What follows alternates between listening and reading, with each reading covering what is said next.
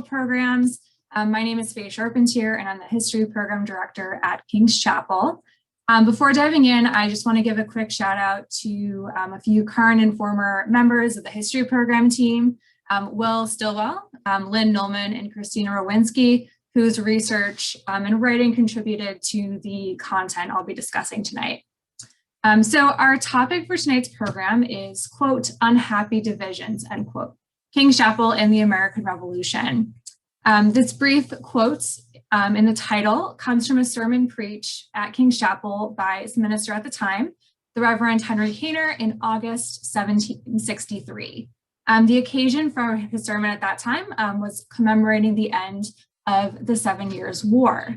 And on that day, he preached, quote, continue thy favor to our sovereign Lord King George and all that are employed under him. Let no unhappy divisions disquiet his reign or interrupt the internal harmony of his government.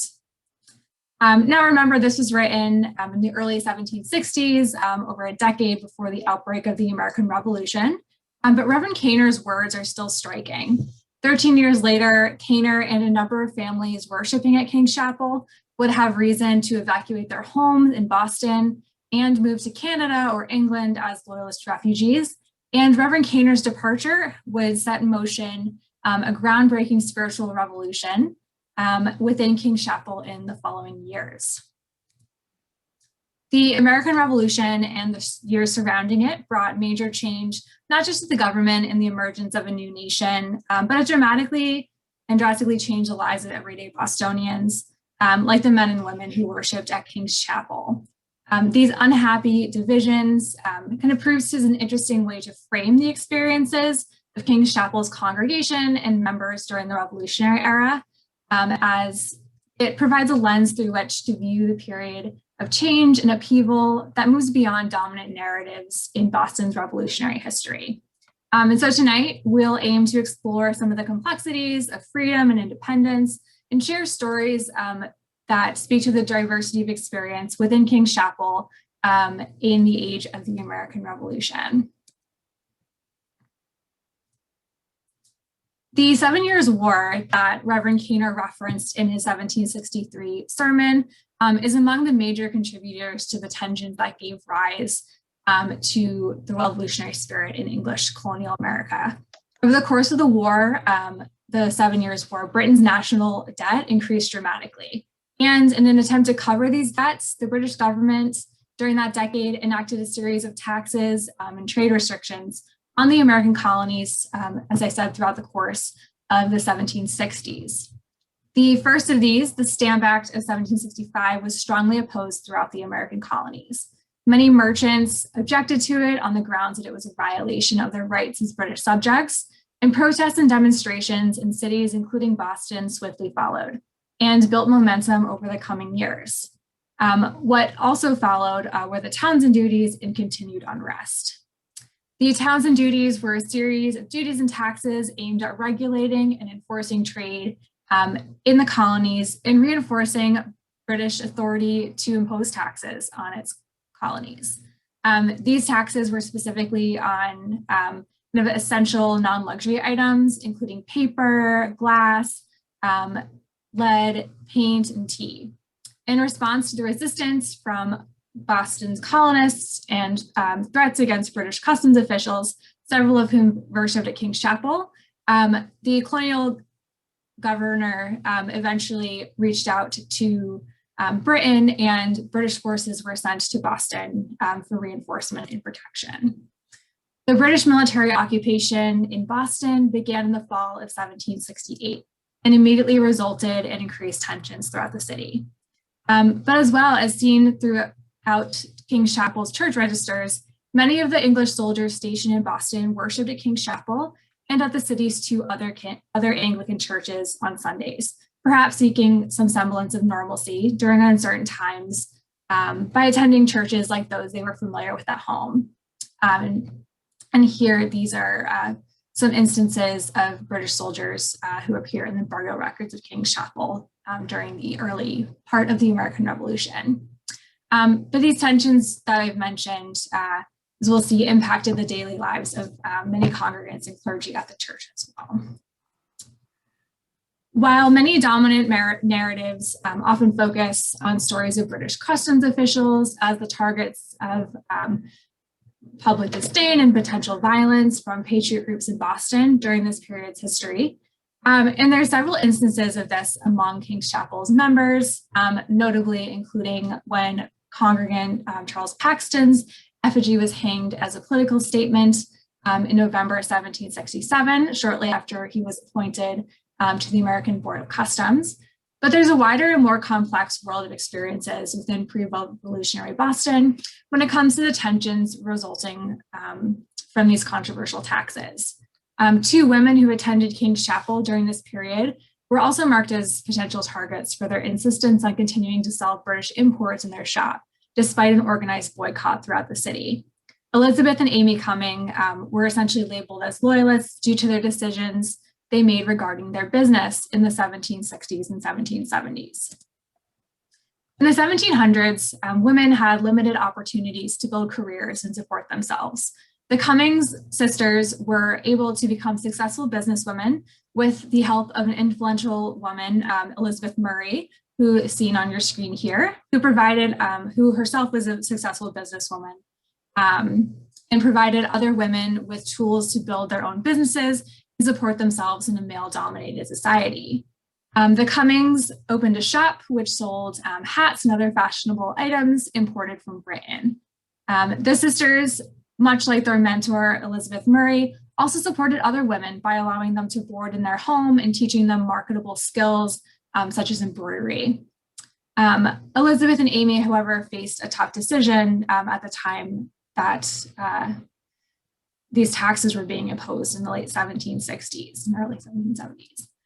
Many local business owners began boycotting British goods in Boston, hoping to force Parliament to repeal the oppressive taxes on imported items. The sisters, however, resisted the boycott, and their actions quickly turned political. Their names and shop addresses appeared in several newspapers where Patriot editors called out business owners violating this non-importation pact.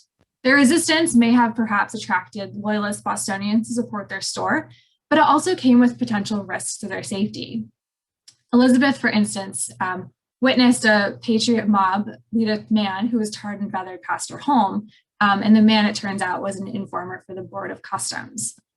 Despite risks, when confronted about their non-compliance with the boycott, Elizabeth and Amy Cummings always claimed that their decision wasn't a political one, but more focused on their ability as two single women whose livelihood depended on their ability to sell these British imports. The Cummings sisters eventually left Boston in 1776 when the British troops evacuated the city. And even after relocating to Nova Scotia, they were able to support themselves as independent shop owners until their deaths. While loyalist-leaning Bostonians, including the church's minister and Cummings sisters who fled the area, left in 1776, they had already witnessed violent altercations within their city in the years leading up to this, even in the years, again, prior to the start of the war itself. Earlier that same year that Amy and Elizabeth Cumming were called out in the local newspapers, tragedy and violence had occurred within their city, and these events hit close to home for some members of King's Chapel. While his name appears on the gravestone marking the victims of the Boston Massacre, Christopher Sider, an 11 or 12-year-old boy, fell victim to a violent death that likely contributed to the tensions in the city at that time, as well as the fact that the Boston Massacre was only a week and a half after his death. Sider was born in Germany and had immigrated to Boston with his family. Unable to afford to care for their son, Sider's family sent him to live in the home of King's Chapel member Griselle Apthorpe and her family as a servant. Griselle Apthorpe had been widowed about 12 years earlier, and her and her children were the heirs to her late husband's large fortune, which he derived through his work as a merchant and his involvement in the Atlantic slave trade. On February 22nd, 1770, Sider heard a commotion and saw a crowd forming around the North End home of Theophilus Lilly and Ebenezer Richardson. Richardson, though he wasn't a member of King's Chapel itself, was married at the church in 1754. The crowd was protesting Lilly, a merchant who continued to import British goods despite calls for a boycott over the controversial Townshend Acts. Richardson shouted at them to disperse, but he was disliked for having betrayed neighbors to local authorities, informing on those who dodged taxes and imported goods. The crowd then turned their attention to Richardson, shouting insults and pelting his house with rocks, brickbats, and other projectiles. Sider approached just as Richardson aimed his gun out the door and fired into the crowd, and a shot pierced Sider's chest and unfortunately killed him. Probably due to his connection with prominent King's Chapel member Grizel Apthorpe, Reverend Henry Kaner performed the burial itself for his death. Sider's death was a political flashpoint for many in Boston, and hundreds walked in his funeral procession, carrying a small coffin from the literary tree in the south end of town up to the granary burial ground. And on your screen here, this is the burial entry in the King's Chapel records for Christopher Sider, who's listed as an apprentice and aged 11, though sometimes you'll see him as age 12 at the time of his death. John Adams, future president, witnessed the funeral and wrote in his diary, quote, "This shows there are many more lives to spend if want in the service of their country. It shows too that faction is not yet expiring, that the ardor of people is not to be quelled by the slaughter of one child." Descriptions of Sider's funeral appeared in Boston newspapers, coincidentally on March 5th, 1770. That same evening, March 5th, 1770, several members of King's Chapel bore witness to what would soon be dubbed the Boston Massacre. Grizel Apthorpe's house actually overlooked the site of the massacre and would have been a potentially painful scene to witness shortly following the death of Christopher Sider. Sider may have still been on the minds of Bostonians that night as British soldiers opened fire on a buzzing crowd on King Street, killing 3 men instantly and mortally wounding 2 more, an event, as I said, soon to become called the Boston Massacre. The last victim in this event, an Irishman named Patrick Carr, would also be laid to rest by King's Chapel's minister, Reverend Henry Kaner, on March 17th. His burial in the church records can be seen on your screen here as well. And it's actually on the same page as Christopher Sider, which is just a little bit further up. Carr, like Sider, had heard the commotion and approached just before shots were fired. After being shot in the abdomen, he was treated by 2 King's Chapel members, physicians John Jeffries and James Lloyd. The 2 men recorded Carr's account of the shooting, and during the preceding trial, Dr. John Jeffries would read Carr's testimony as a defense witness. Jeffries' testimony was shocking, as Carr told him the soldiers were, quote, abused a great deal with oyster shells and ice. In their last conversation, Jeffries said that Patrick Carr, quote, forgave the man, whoever he was, that shot him. He was satisfied that the man had no malice but fired to defend himself. This testimony, coming at the very end of the trial, would help contribute to the soldier's acquittal. In the years that followed, tensions continued to rise and ultimately culminated in the opening battles of the American Revolution in 1775. A couple months later, the Battle of Bunker Hill was fought in Charlestown. 2 British soldiers, William Hudson and John Taylor, who died of injuries sustained during the battle, were also buried by King's Chapel that summer, again attesting to the connections formed between some of the British servicemen stationed in the city and the historically Anglican Church. Another person killed at Bunker Hill would later have their funeral held at King's Chapel, but not until after British troops evacuated the city in March 1776. Several members who worshipped at King's Chapel evacuated the city as well, including the church's senior minister, Reverend Henry Kaner. During the 1760s and 1770s, Reverend Kaner was vocally opposed to the political upheaval in Boston during the years leading up to the American Revolution. We also find Kaner's last entry in the King's Chapel Register of Marriages, dated March 10th, 1776, where he describes kind of how he's viewing what's going on in Boston at this time, saying, quote, an unnatural rebellion of the colonies against His Majesty's government obliged the loyal part of his subjects to evacuate their dwellings. Public worship at King's Chapel became suspended and is likely to remain so till it shall please God to change the hearts of the rebels or give success to his majesty's arms. In a letter a couple months later from May 1776, written in Halifax, Nova Scotia, the church's minister described his departure from Boston. It's a bit long, but I think it's interesting to hear kind of his own reflections on that event. Quote, as to the clergy of Boston, indeed, they have for 11 months past been exposed to difficulty and distress in every shape. And as to myself, having determined to maintain my post as long as possible, I continue to officiate to the small remains of my parishioners, though without support, till the 10th of March, when I suddenly and unexpectedly received notice that the king's troops would immediately evacuate the town. It is not easy to paint the distress and confusion of the inhabitants on the occasion. I had but 6 or 7 hours allowed to prepare for this measure, being obliged to embark the same day for Halifax, where we arrived the 1st of April. The sudden movement prevented me from saving my books, furniture, any part of my interest except bedding, wearing apparel, and a little provision for my small family during the passage. We do know as well that Kaner, though unable to protect most of his personal possessions, was able to protect a number of valuable possessions belonging to King's Chapel, including our earliest historic records, and some other items, including communion silver and church linens, which the remaining congregation would later attempt to reclaim for the church in the 1780s and 1790s. Kaner's personal estate, including a home located on the now site of the Boston Athenaeum, was confiscated by Massachusetts in 1778, and he was also banished from returning to Boston as well. It's important to note that this is not the full story of King's Chapel and the American Revolution. Some members may have stayed simply because they had homes and businesses they didn't want to give up, but there were some who were also very outspoken patriots within the congregation. So it was not a church kind of defined by a single set of politics during this era.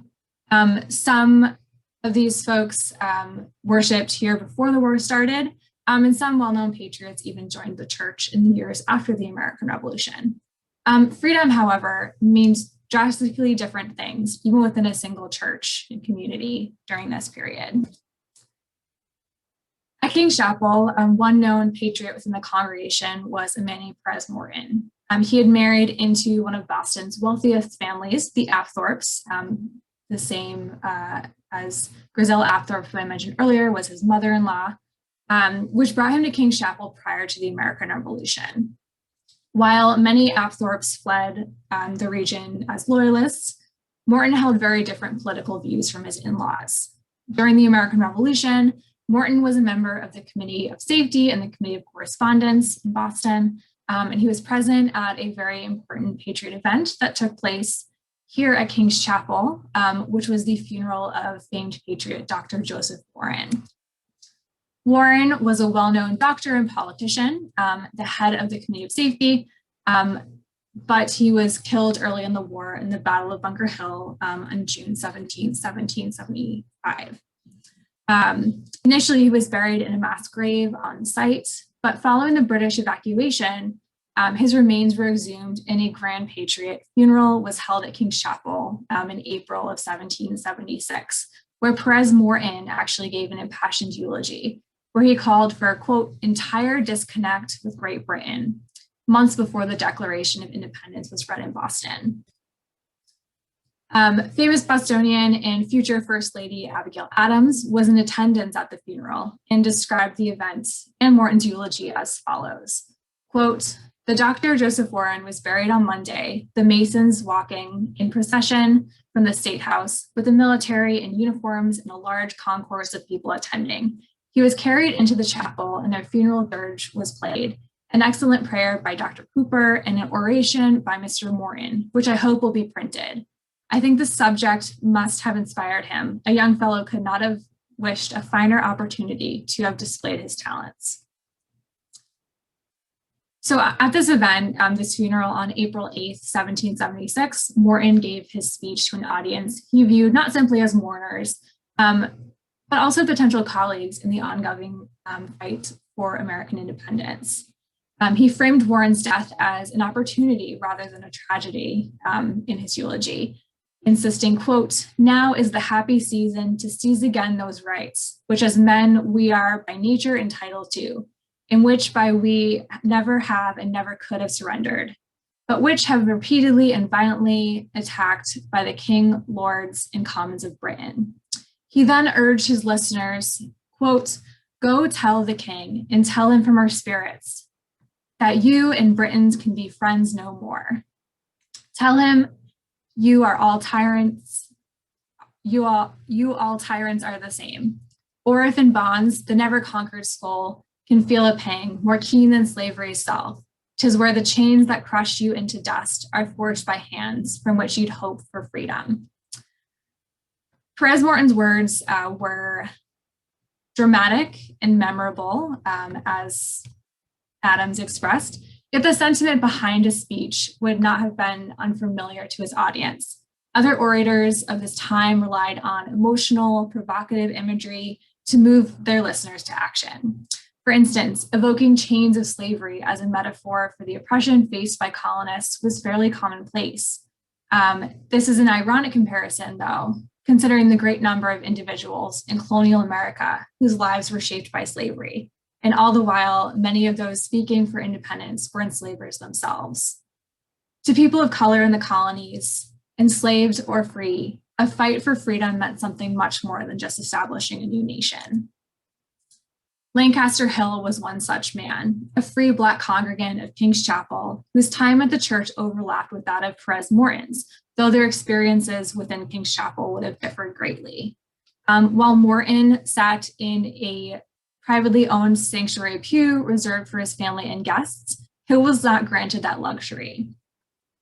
As a Black man, Lancaster Hill was forced to sit in the segregated gallery pews during services with all other people of color, including free and enslaved Indigenous and Black congregants. On April 9th, 1755, Lancaster Hill married a woman named Margaret at King's Chapel, and their marriage record is highlighted on the screen here. Margaret Hill, however, was enslaved by Sylvester Gardner, a white congregant and doctor who worshiped at the church. So when the Hills had children, they too were enslaved from birth. Recognizing how tenuous his family's fate was while left in Sylvester Gardner's control, Lancaster Hill used the savings he earned at his shop to purchase the freedom of several of his children. But even as a free man, Lancaster Hill felt the confines of slavery. When the Gardners moved to Trinity Church, taking Margaret and the children with them, Lancaster soon followed to attend services with his family. Amidst the tumult of events throughout Boston in the 1770s, Lancaster Hill started to collaborate with other men of color who, like him, sought legal freedom for enslaved individuals in their community, as well as to combat the racial prejudices that denied even free Black men the opportunities available to their white counterparts. Eventually, through these meetings, Lancaster Hill met Prince Hall. In 1777, Hall led a group of men in creating a petition to the Massachusetts legislature in response to aspects of the Declaration of Independence they found lacking. Lancaster Hill was among the group of 7 men working alongside Hall in this endeavor, and was, in fact, the first man to sign said petition, which you can see Lancaster Hill's signature at the top of the back of the petition here. Their document contains similar wording to both the Declaration of Independence and Perez Morton's eulogy for Dr. Warren, in an effort to make the legislators see the hypocrisy of their words and actions. You can readily see this in the opening line of the petition, quote, "They have in common with all other men a natural and unalienable right to that freedom which the great parent of the universe has bestowed equally on all mankind." Though Prince Hall, Lancaster Hill, and the other petitioners hoped their work would lead the Massachusetts legislators to pass a law ending slavery, the state did not abolish slavery until later in the 1780s, and the institution remained legal throughout parts of the United States through the mid-19th century. Throughout his life, Lancaster Hill supported efforts to establish equality for all people in the United States, understanding that separating from a tyrannical government creating a new nation, or even the abolition of slavery were not enough to ensure that the universal, unalienable right to freedom was actually granted. Lancaster Hill and Perez Morton are far from the only people who were determined to do all they could to obtain the freedoms that they thought they and their peers deserved, either in their time or since. And their stories serve as a reminder of the many interpretations of freedom that exist even within a single community. A comparison of these men's stories to those of other people seeking freedom throughout American history shows the need to consider multiple interpretations of freedom and to be open to expanding these interpretations in the work of creating a just society.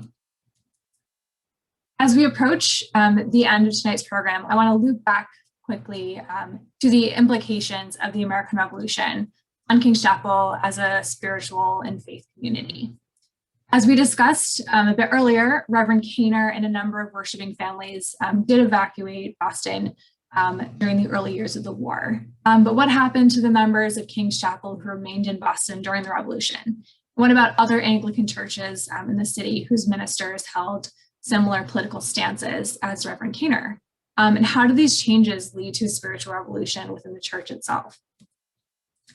On a most basic level, King's Chapel's congregation members worshiped alongside Trinity Church, whose assistant minister stayed in the city during the war.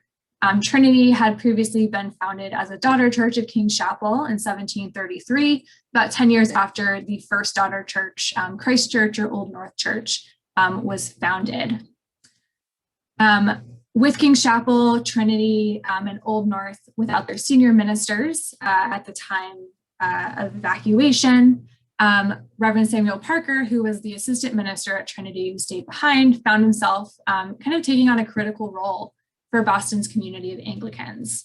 Though many Anglican families also left the city or region in 1776, many did remain, as I mentioned, and looked for spiritual refuge and guidance during this particularly tumultuous time. After some discussions between the lay leaders of each congregation, it was determined that the congregations of King's Chapel and Trinity would temporarily join forces and worship together in Trinity's sanctuary during these uncertain times. And just for folks who are familiar with kind of the layout of Boston today, at that time, Trinity was actually just down the street from King's Chapel, so they were very close neighbors. So I've kind of mapped them out here, as well as showing the proximity of the Third Anglican Church in Boston, where the Old North Church was located, or is located. Another important side note, though, however, is that Trinity and other Anglican churches during this time made minor edits to their liturgies in their Book of Common Prayer, which included replacing prayers for the English monarchy and Parliament with prayers for local legislators, and later on for the Congress and President. These minor edits would form the precedent for future liturgical revisions at King's Chapel after the war. And these are some hand-edited pages from the 1785 version of the prayer book adopted at King's Chapel. But it helps exemplify kind of these changes that were taking place during the Revolution itself. With on the left, there is a whole passage here crossed out for His Royal Highness George, Prince of Wales. And then you can see on the right side a page that's pasted in to the prayer book as a prayer for Congress and the United States. King's Chapel's building in 1777.